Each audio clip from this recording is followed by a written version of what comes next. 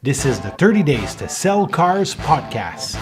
In this episode, I am quite excited to have the privilege and the honor to introduce you or reintroduce you to nothing less than a legend in the automotive training space, Mr. Dwayne Marino, the man behind a revolutionary sales solution called Flow Selling. You're not going to want to miss this show.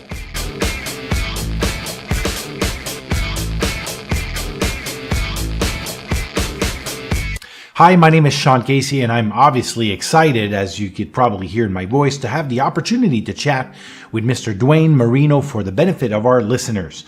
Dwayne is the founder and master trainer of Dwayne Marino Automotive Solutions, a company that provides leading-edge off-site and on-site automotive sales training that have for ultimate goal to help its students and adopters achieve, listen to this, twice the sales in half the time.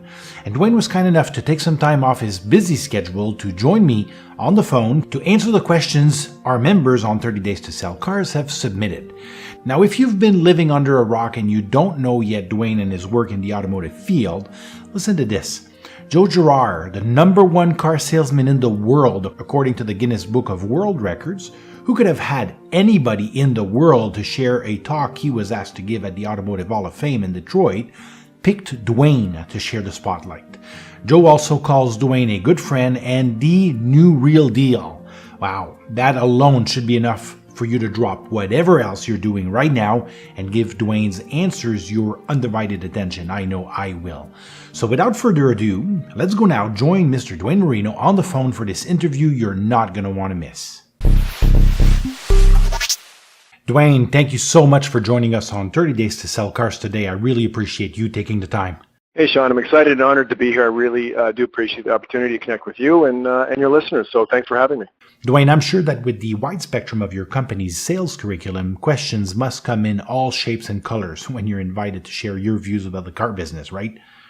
Yeah, we get everything from owners of dealer groups trying to figure out a way to create consolidated processes across the groups. They've got some consistency from store to store for their 10 or 150 dealerships, right down to somebody who's starting off in the business, quitting their job, maybe leaving school and looking to see if they should be a service advisor or a salesperson or, what is going on with the car business right now. So we've got the full spectrum of clients and inquiries on pretty much a daily basis by email or through the websites or, whatever, calling in. Yeah, Sean, it's A to Z. For sure. I know that when I learned there might be an opportunity to have you on the show, we immediately surveyed our members, and to our surprise, they wanted to pick your brain on social media marketing and lead generation. Now, I say to our surprise because we thought that as an authority on automotive sales, it would have been normal for them to associate Dwayne Marino primarily with sales training, but I have to say that you've done quite a masterful job at leveraging social media to build your personal and corporate brand, so I guess that's what you're also starting to be seen as an expert for. You have a new podcast, a thriving YouTube channel that must put to shame many of your competitors. Your Instagram's buzzing, and you've been on Facebook forever. Can you tell us a little bit more about your own experience and the process to reach that level of presence on so many channels? Yeah, social media obviously is a way to connect. It's a way to create awareness. At the end of the day, we're selling to human beings, and you really have to look at your target market and figure out what their wants and needs are. What would they be entertained by? What would they be turned off by? And develop that awareness in the marketplace. And your pipeline as a salesperson starts with awareness. If I was to say hamburger, most people think of McDonald's. If I say I cut my hand, can I please have a Band-Aid? I got to blow my nose. Can I have a tissue? Or no, it's going to be a Kleenex. And in the old days, you say, would you please Xerox this? There's a lot of hamburger companies. There's a lot of pop companies. If I said soda pop or soft drink, most people say Coke or Pepsi. The goal of social media is to get yourself to a point where they actually start to associate you, the buying public, and your network of friends and contacts. They associate you not just with the brand, but with the service of the product. So when they look at a car, they think of you. When they think of you, they look at cars. And for low cost, high impact, and ability to connect with a lot of people quickly, social media obviously has transformed how we do business. We still mail, believe it or not, we still fax our clients, we still phone, we still do in-store visits. We do all of that, but for massive reach and scope, low cost, you really can't beat for a salesperson or individual social media. It's got to become an important aspect of what you do. Maybe not the only thing you do, but you've got to definitely focus on it, give the attention, because it's not going away, obviously. I absolutely agree with you 100%. How hard is it for you, Dwayne, to make sure that you are omnipresent and constant on social media? I mean, the rest of your work didn't go away. You still have to train, go on the road, create programs. In fact, everything you used to do before social media is still there. So how do you just add the extra work on top of the already existing things that need to be done? People will make time for whatever they feel is important. You'll go to the gym if you think it's important. You'll spend time with your kids if you think it's important. And you have to give things like this, social media, and building your business, which is really the end goal, the weight and the importance that it deserves. And if somebody's going to be, I like using bizarre, stupid examples, okay, so forgive me, audience. But if you suddenly had a very quick and instant desire to go to the washroom, which either number one or number two, and you just had no way out of it, I don't care what meeting you're in, I don't care where you are, you're going to find a restroom, you're going to find a washroom. And you have to really look at social media as something that you've got to give that sort of urgency to, even though, like you said, your life keeps going on, you're still selling, I'm still on the road doing seminars and speaking essentially 5 to 6 days a week, most weeks, and I still have to find time to get the posts up, have my social media team do that for me many times, or create the original content. So you just have to decide. You got to make a decision that this is priority, and you're going to use this as one of the many ways to build your business. But the decision has to be made. You can't vacillate. You can't waffle around and go, should I, would I? Years go by doing that. Just wake up, make the decision, and I'm going to go through my idea of what that decision should look like in a few minutes. But you just have to clearly put that line in the sand and say, I'm going for it. Now, there's a divide that is starting to take place between the so-called social media gurus and people like you that actually do the work. A lot of people, I see them on LinkedIn. I see them, a little bit everywhere. They talk the talk, but they don't walk the walk. I mean, you go to their YouTube channel, you go to their Facebook page, and what they preach is not reflected in what they do. Now, you're the exact opposite, because everything that you preach is exactly what you do and what we can see on your platforms. One of my criteria for that has always been do it first, speak about it later. I don't speak about it, then do it. I do it first for a while. I see the pros and the cons. I see how difficult it is. I try to figure out at least passive resistance. I do believe anything that's complex is going to be very hard to execute. Complexity is the enemy of execution. So yeah, I do first, and then I speak on it on everything I do. I don't I don't speak on it and then decide to do it. So yeah, I try to start from the grassroots. Yes, and then you speak from experience. I see that video is obviously an important component of the way you communicate on many of your platforms. Why is it so prevalent in nearly all your channels? I think a few reasons. First, people's attention spans are getting lower and lower all the time. You can see the way they communicate or sometimes can't. People don't have the time to read anything anymore. They're not interested. Everybody's got Wi-Fi every place they go, so they're jumping on videos constantly, listening to videos, when they're cooking dinner. So I think the low attention span thing is part of it. I think you can create a relationship with somebody, maybe that you haven't even met, if you're watching them on video, because you get to see the language and the body language and where they express their points. So I think it's a little more relatable than the written word. In a lot of cases, if you know what you want to speak on, it's a lot faster. The pace for me to do that, I've got 3 books on Amazon. I mean, I've got tons of written material on blogs and newsletters I still do that I email out, but you can get a lot of information out quickly verbally if you know what you want to talk to.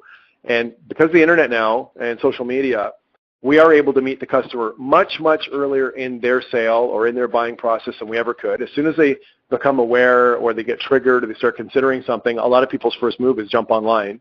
And then also much later, because with smartphones and the connectivity of that particular piece of technology and how that interacts with everything we do, including social media and your address book, we're able to keep in touch with people long after the sales cycle and much later in the sale and after they purchase, as far as networking with owners, which again, in my mind, is a component that you've got to put into the same context as social media, is how do you leverage your owner base on a continual basis or people that have purchased from you in the same way you're trying to go after new business with social media. So that's sort of the same pot for me, and I think it all stems from the same change in psychology and the way that we interact with people over the last 5 to 10 years. Nice. Which of the social media platform is working the best for you these days? I have personal accounts and I have business accounts, and some of my followings are spread over that. So if you take a look, I've got 2 or 3 different platforms, or channels, or whatever you want to call it, personally and professionally. We find ourselves, probably Facebook is the one that gets the most engagement. LinkedIn gets a lot of visibility and a lot of views. That's a very easy thing to track on LinkedIn. From that standpoint, I would say for us personally, it's number 3 would be Instagram. That's probably our top 3 right now, in that order. Yep. I see many individuals posting the same content on multiple platforms with little regards to the nuances of each channel. You don't. You understand the subtleties. For example, I really appreciate that your YouTube selfie videos don't have the 2 black bars on each side because you took the time to record them in landscape mode for the YouTube platform instead of just reposting the videos you recorded for your Facebook Live. How important is it for you, Dwayne, to create content native to each platform? Well, it's your number 1 goal. I mean, again, if you look at old style advertising, if you want to call that, it's not old. We're still doing it, but obviously it's falling off. A radio ad was never written the same way as a TV ad, was never written the same way as a newspaper ad. You've got to take that into consideration when you're posting it. And certain types of formats of posts are more appropriate than others. How I basically decide that is talking to people and just myself. I spend a lot of time online. I look to see what engages me when I'm on those platforms and what's good and not. And I use myself as generally the first example or first guinea pig. And then from there you start building, your own personal style. I don't really watch anybody in my space at all. I don't want to use the word contaminated or influenced and start to look like a knockoff of somebody else. So I don't follow anybody in my space. I will follow people in other industries and I see what works for them. And then I bring my personality and my skill set into what I want for my niche. Dwayne, now that you shared with our listeners how you are leveraging social media to build your brand and create opportunities for yourself and your company, our listeners would like to ask you what they should do to generate more ups and opportunities to talk to potential vehicle shoppers if they're part of a dealership where management doesn't have, let's say, pedal to the metal when it comes down to marketing. And maybe we can break the answer into 3 categories for people, let's say, just starting up, intermediates, and then maybe advanced social media marketers. Let's start first with what you would do if you were in the shoes of someone that hasn't yet really started using social media to build their personal brand. What are the first steps? Where should they focus initially? That first step, and I instruct all of those people on practically a daily basis. So those are very good categories you just laid out. The first step for somebody is to realize the importance of technology. I find a lot of people of all ages either have not taken the time to understand a smartphone, understand how people are researching information today, and something you don't know, you're naturally afraid of. So get yourself onto social media first off and start to pay attention to what people are doing and get your fear of technology, if it's still there, out of the way, because we're almost soft cyborgs now. A lot of people, if you lose your smartphone, they don't even know the phone numbers of their friends and family, or they're just contacting their friends through direct message or on Facebook. Like, we need this technology practically to live and survive in our society. It's probably going to go to implantables soon. So please, everybody, get over the fact that technology is now part of our life. Your phone is an appendage, and your phone is an appendage of your customers. They're on it all the time. So you've got to first get that, I think, sort of understood. The next thing I talk about in the courses is the importance of apps. So I'm going to go through 2 or 3 stages here if this makes any sense. And what I like to do for the listeners is give them 10 apps that they should download, because these 10 apps are going to also help you with integrating technology into your sales process. And if anybody has any questions, I'm sure there'll be some information at the end of the podcast on how to get hold of me directly. I'd like you just to list and write down these 10 apps if I could. I'll go through them quickly, because these are going to help you with your social media posts and with connectivity with clients. Google Maps Street View is a great way to kind of get to know your customers a little bit better if you have a home or street address or where they're working. So Google Maps Street View is a way to understand, that person's psychology, maybe that'll engage them a little bit, but also understand your customers better. The next piece of technology is Google Duo. Google Duo is a video platform. It doesn't care if you're if you're on an Android or an Apple product, but you can do video chats, which is becoming increasingly important instead of a phone call. Showing products remotely via video, and that sort of thing is, everything from selling a home to a hot tub to a car, getting to be more relevant for more people. Google Earth is another one you can use to sort of develop proximity rapport and understand the general area in which your client is calling from or where they live. Your next app obviously is a regular calculator. There's lots of little things you can do with the calculator during the sales process to help quickly qualify a customer and give them some idea of what these numbers may look like for them. Taking your numbers up to a next level with your client and increasing your pace of sale and reducing transaction time is a finance calculator. A lot of your customers are having to finance their products with you when they buy, particularly in the automotive space. So having that on your phone, just give people approximate numbers, never exact numbers, but to speed up the pace of the sale and make it easier for your client, maybe not have to go back and forth to the manager for 45 minutes to just have a simple question on approximate numbers. A business card uploader, it's called CamCard. There's lots of apps that do these besides these, but CamCard's a great one where you can take a snap of a business card when CamCard's open. It imports the card and all the address information in your address book. Google Translate will allow you to have multilingual or multiple language conversations with clients. Google Translate is now a must-have with all that's happening with the diversity in all of our markets. You need that. TurboFax, you actually can send and receive faxes from your phone if somebody's still interested in doing that via whatever type of document you want. Two left. One is called Text Now. Text Now is the ability to give somebody a separate phone number they can call or text from and to on your smartphone without giving people your actual permanent cell phone number. All these apps are free. And the last app is Tiny Scanner. This is a scanner that you can use instead of a desktop scanner on your phone, so you can scan in documents and either use them to upload to your social media or actually to do transactions back and forth with clients. So, Sean, the only reason I'm going through that is I go through those in a seminar. I spend almost a half an hour on them sometimes, but the integration of technology and the way it's overtaking, like that's 3 or 4 industries that are now being wiped out because of this smartphone. So the impact on this has got to be understood. The next thing, if I could, talking about people that are also a little bit new, is I would like to give you a very simple posting routine in terms of what to post, how to post, and how to have impact and engagement with your clients, if that's okay, Sean. Absolutely. Go ahead. So basically, 3 steps here. First one is, again, you always want to make everything as simple and as fast as possible. So, you're probably going to sign up for Instagram, LinkedIn, Facebook, Twitter, I don't know, Snapchat. There's always new platforms coming up, or whatever they are, your top 4 or 5, and you want to clean up your personal one and or do what I did and create a professional account so people don't have to see everything about your personal life if you don't want them to. Once you do that and you get signed up and you get those platforms, built, and you've got the appropriate, wallpapers or whatever else and profile pictures so it looks good and it emphasizes your personality as well as what you're selling. Step number 2 is to download in your app store. And if you're just using it from a PC, you just go to their website, and it's called Hootsuite, Hootsuite. Now, I'm not advocating any app or any company. I'm just telling you the ones that I know work and that I use, and this is a free app. And what you do once you download Hootsuite is you sign into your social media accounts while on Hootsuite.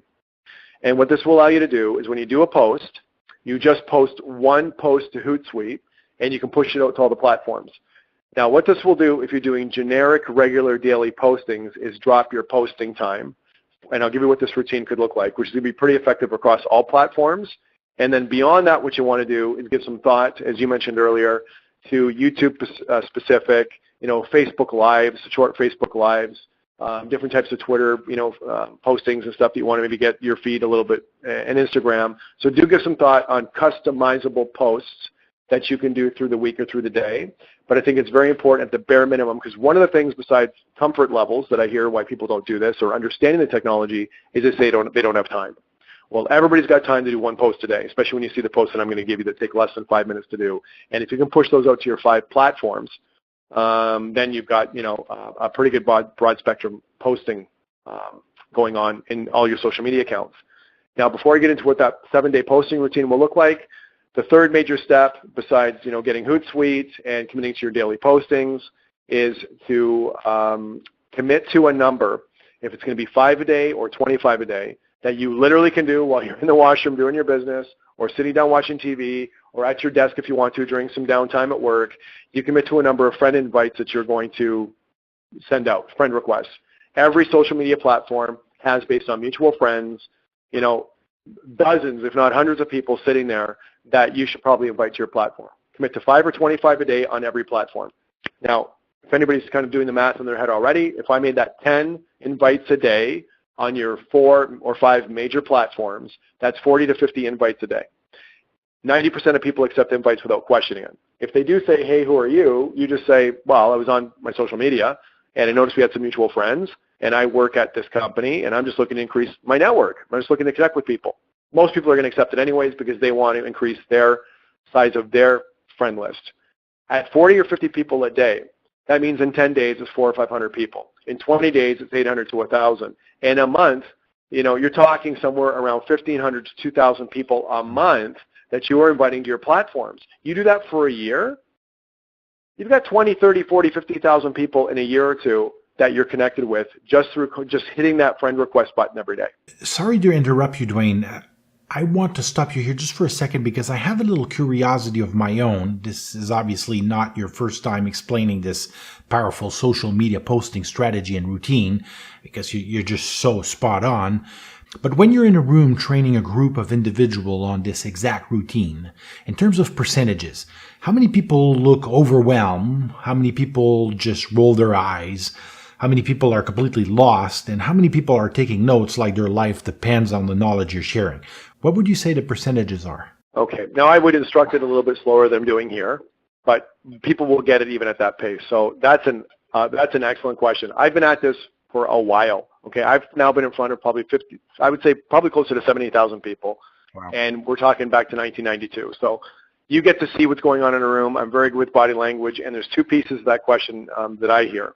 One is information. Who's getting the information, quickly understanding what I'm saying? It is literally the Pareto principle. 80% of people look at what I just said as a shoulder shrugging, meh, okay, I get it, maybe, sort of, kind of. So I would say they're out of the game right there. 1 out of 5, 20% are leaning forward going, wow, never thought about it. And probably less than 5 or 10% are keeping like a lot of notes, talking to me afterwards and going, man, I don't know why I didn't think of that myself. So that's the information piece. Then when they leave, the only ones that are going to contemplate executing are the top, let's call it 20, 25%. And when they go back out, of that 20 or 25% that really the information impacted them and they got it, now we're back to Pareto again on the execution side. 80% of those people will never be really convicted enough and regimented enough to follow what I'm going to give you next. And then maybe 20, 25% will do it somewhat, and 5 or 10%, it's going to change their careers. That information I just gave you and what I'm going to show you here for posting routine, I have got dozens of salespeople, I wouldn't say hundreds that I'm aware of, but for sure dozens that have interacted with me through social media and texting afterwards, that this has completely transformed their career. They stopped waiting for traffic, waiting for calls, waiting for emails and walk-ins. They're now in the position to be able to pursue these people online that are starting to reach out to them and then attract the customer base. So, I guess that keeps me in business. I find it demoralizing that many people would execute and get the information, but that's my perception of the percentages, Sean. And the reason I'm asking, Dwayne, is because I want listeners to understand the absolute unfair advantage they can create for themselves using the tactics that you shared. And make sure that listeners realize the math that you've explained in terms of connections and posting.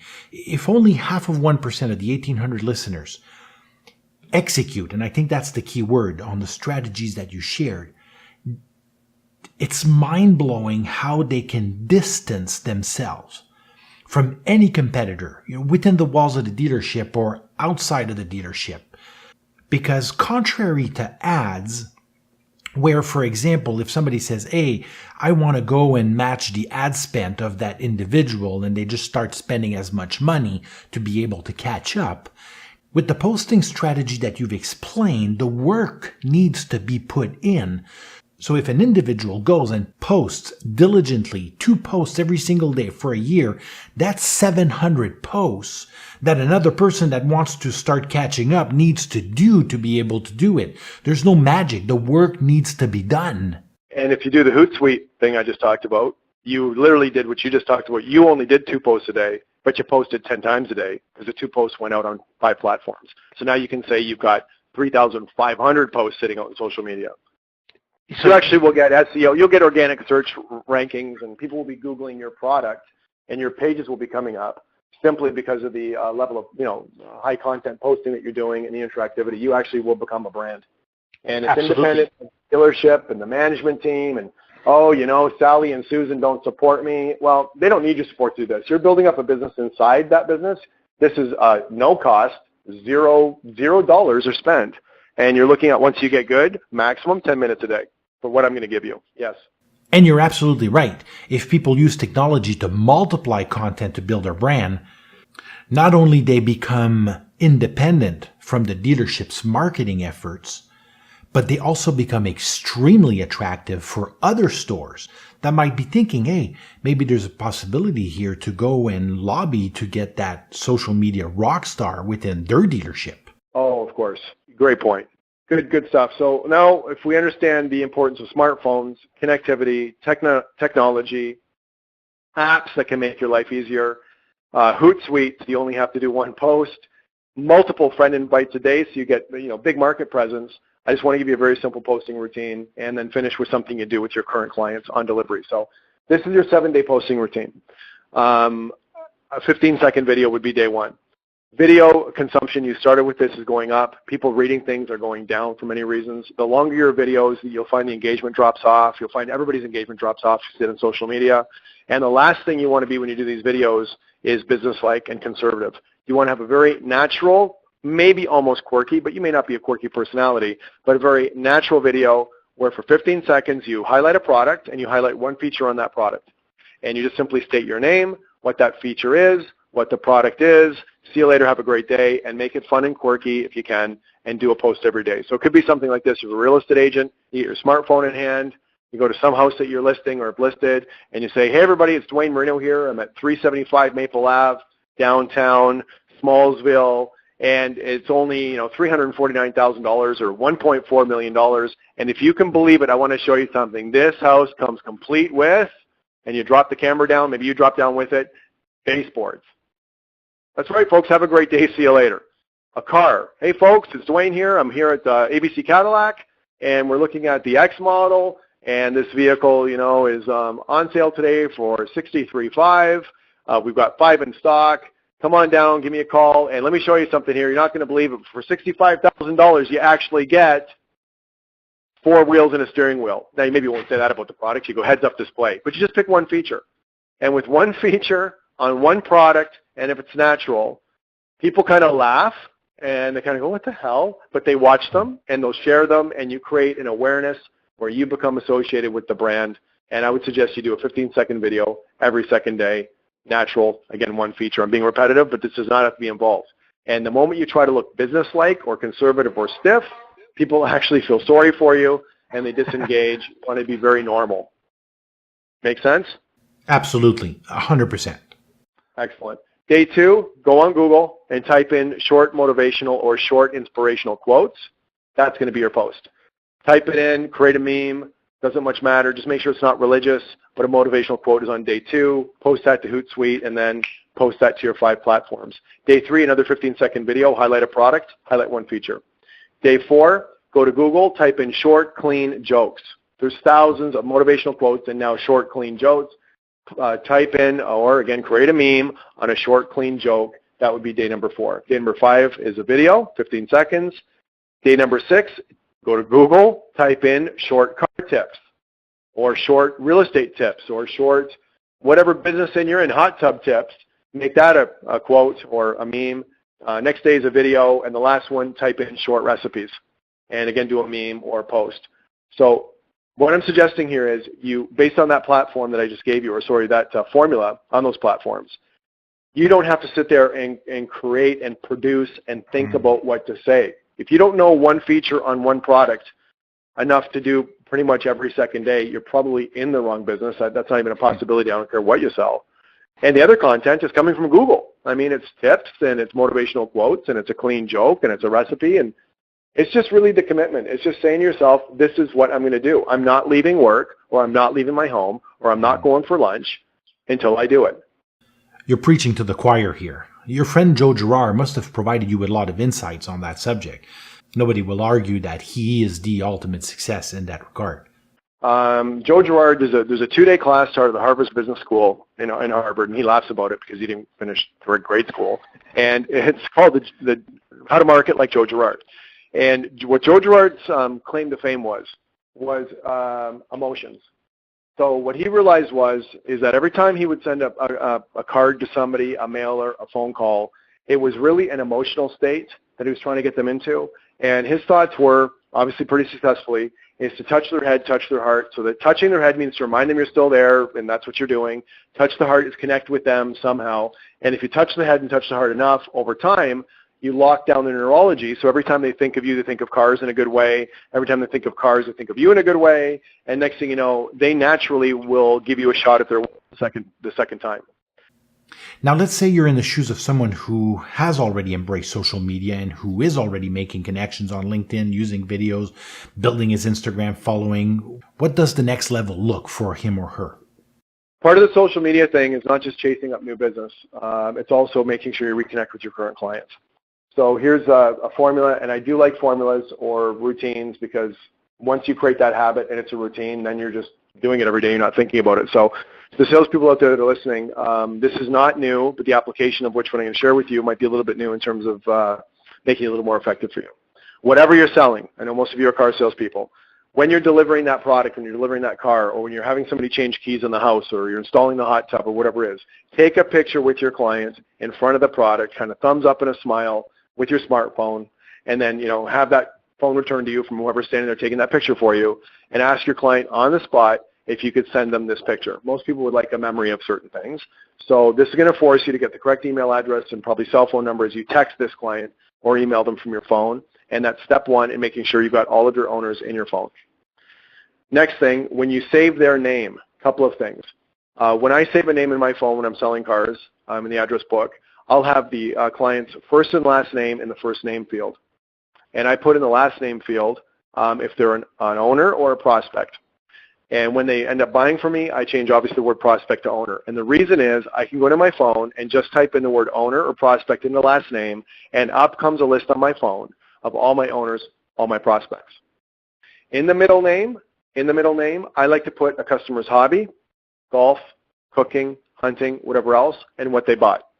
So I'll put in golf, F-150, cooking, Dodge Ram.